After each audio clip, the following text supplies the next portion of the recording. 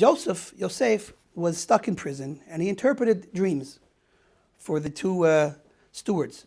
One of them was the baker, the king's baker, Paro's baker, and the other one was in charge of Paro's wine. They both did something wrong. They were both put in jail, and Joseph comes and tells them that one is going to die and one is going to live. So Joseph is standing in front of this person, and he's reasoning to himself, this person is about to go back to his job in a few days.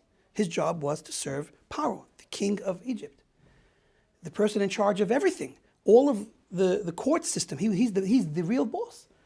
So he figures this is a very nice opportunity. Perhaps even God ordained this whole situation so that this person can be the vehicle through which I'm saved. I'm an innocent man in jail for 10 years now.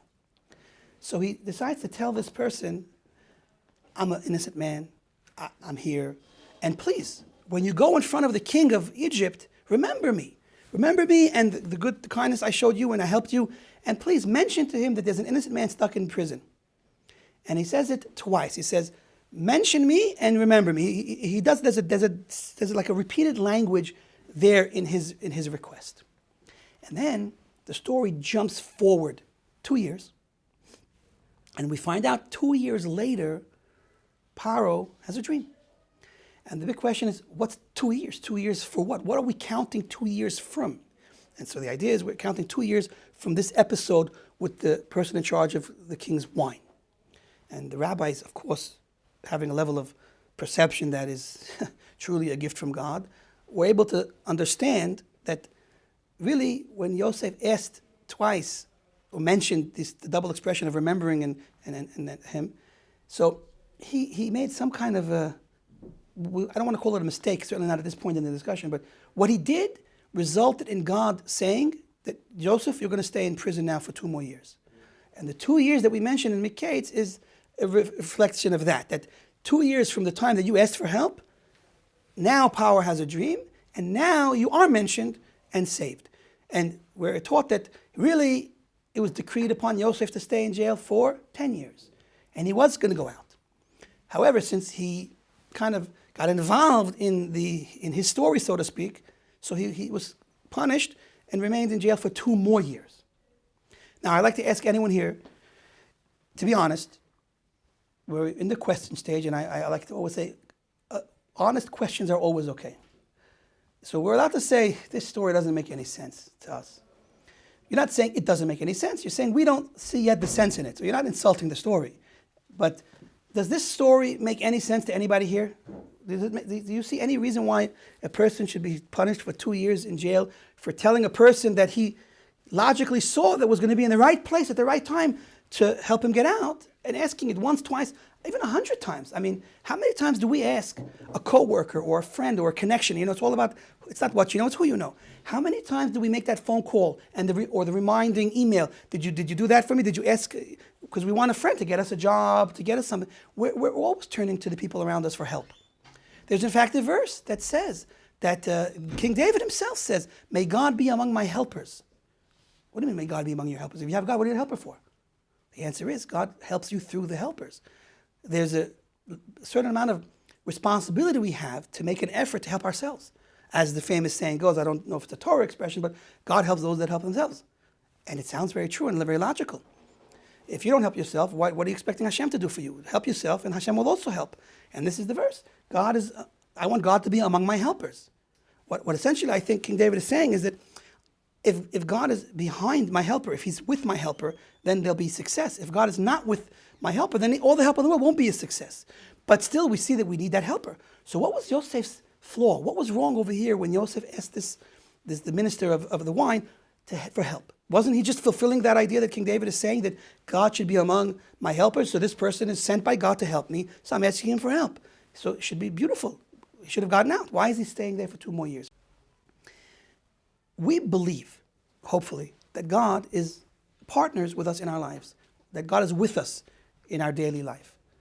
We do things, and we know that alone we will never succeed, but as we said from the verse from King David, but if God is among my helpers, and if God supports my efforts, the success will really be because Hashem blesses my actions to be successful. So it's really like a partnership.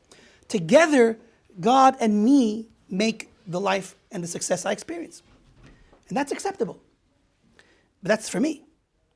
Now, let's take the analogy of driving on the road. Imagine I'm driving on the road. So I know that if I don't get in the driver's seat and drive and move the steering wheel and put my foot on the gas and brakes, of course, don't forget the other one, I'm not going to go anywhere. So I have to drive. But at the same time, I know that with all my driving, I can't go anywhere without Hashem. So I know that God is helping me while I help myself. That's the standard approach in life. And that's perfect for me and maybe for all of us here. And that means we must make our effort. And as many times as we feel we need would maybe be acceptable, each person on their own level. Imagine now I'm sitting in the same car, and I cannot see with my own eyes because God doesn't take physical form, but I can see with the eyes of my mind, and I can feel with all the bones in my body that God is right there in the car with me, and he's putting his foot on the pedal, so to speak, and he's turning the wheel. So imagine I'm in a car now where I see clearly that God is the driver. Of course, this is a mashal for my life.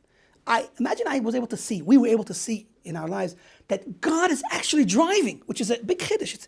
This is a novel approach, it's not a normal approach. But imagine I have that much clarity that God is the driver. It's not so crazy, by the way. It says, you know what? In heaven, the angels see that God is the driver. That's why they're angels. Imagine we could reach the level of clarity they have to see that just like in heaven, God is the driver, so too on earth, he's the driver. Imagine we reach that level. Maybe it's possible. According to the Mefarshim, it is. Joseph reached that level. So Joseph's in this world, and he sees 100% that God's the driver. So imagine now, God's driving, and he's making a turn, and I'm like not so happy with that turn, or I'm anxious to see that turn go better, and I reach my hand and I try to help Hashem turn the wheel. I'm helping God drive. Shame on you. Helping Hashem drive? He doesn't need my help. No. So now we can appreciate Yosef HaTzadik, the ultimate believer, the greatest believer and truster in God that ever lived. The sages go so far as to say when it says in Tehillim, fortunate is the person that puts his trust in God, that verse was written for Yosef HaTzadik. The ultimate believer. It's from his ultimate level of belief and trust in God that we can appreciate. Since he was punished for this, we must admit that there was no one else in the world that had enough trust and faith in God than him. And that's why he was punished on this level, because in his world, in his life, God was literally driving. And he got involved and he tried to, help God too much drive. That's the idea. And so we can actually use this as a very empowering, helping us to build our trust and Emunah. Even if we can't see it and feel it like he did, we could try to believe it. God is driving. We have to just accept and enjoy the ride and realize what he wants us to do as part of it. He lets us get involved. What does he need and want from me in this journey? Now, we can take God where we want to take him and he'll follow us. He says that. He says that in different places. We should know God in all of our ways. We point out that we're talking about my way. It says the path you want to choose, God will go with you down that path. So there is a lower level, and God will oblige us. And he won't abandon us because we went in the wrong way. He'll come with us. But imagine if we could reach the point to realize, instead of taking God where I want to take him or where I want to go, maybe I'll try to go where he wants to take me. Imagine. That's what we see in this story. Now, I want to say all this in a bit more deeper terminology, using more Chassidut and Kabbalistic ideas, and then we'll conclude. Essentially, this idea is expressed like this. We know that God has many names, right? He's not confused. He just has so many different ways of expressing himself. We're confused sometimes, maybe, because it's hard to make it all, get a clear vision of all of these expressions. But the fact that God has many names tells us that God expresses himself in many ways. One of the main names is Elohim, Elokeinu. That's the idea that word represents concealment, when God is hidden. And really nature, the same numerical value of nature is the same numerical value of Elohim. So nature hides God. But does that mean God is gone? No, God is here through nature. God works through nature, but it's still the same powerful, all-powerful God. Interesting in English, by the way. I don't know if you could do gematrias in English, but you could certainly do this, right? If you take the phrase, God is nowhere, and you just shift a letter this way, that same phrase spells God is now here. Now, I thought that was an unbelievable chiddush. I thought I was a prophet. God is sending me chidushim. Of course, in English, because at the time I only knew English, I think.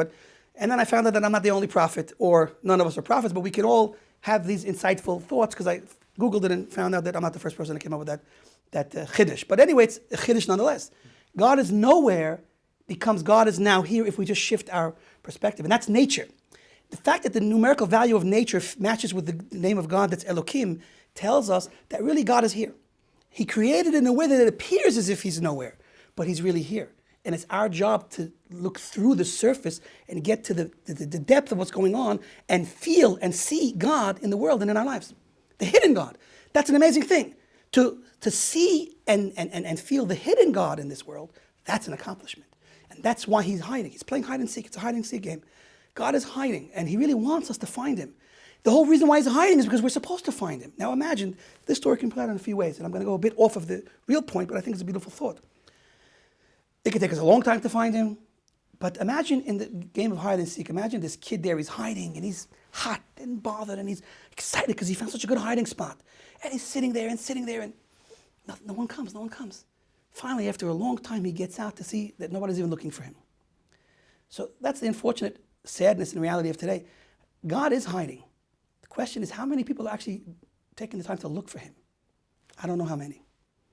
That points us to the verse from the first day of creation with Adam, after the first sin. God comes to Adam and says, where are you? God knew where Adam was. What he's saying to him was, where are you? If you have lost sight of the fact that I'm here, then you're lost. Where are you? I'm here. Where are you? That's the question. God's here. Where are we? Are we trying to be part of his world? Or have we made a fake illusionary one for ourselves and we're just stuck in that one? That's the Elohim part. There's another name of God that we see, Yud Kei Vav Kei, the great name of God, which corresponds to past, present, and future all at once. It's also from the word in Hebrew, lahavot, to bring into existence. And it's explained to also correspond to the idea of supernatural miracles. The Hanhaga, the way God runs the world through the name of Yud Kei Vav Kei, is no limits, totally above nature. For that level of revelation, nature and above nature is all one.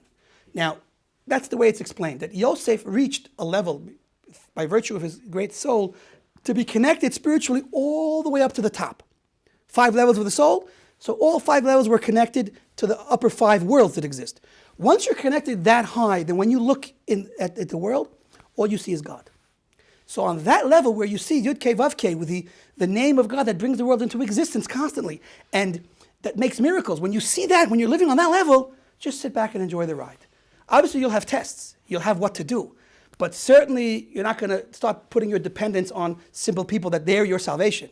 And that's the level he was on, and that's why for him he was punished.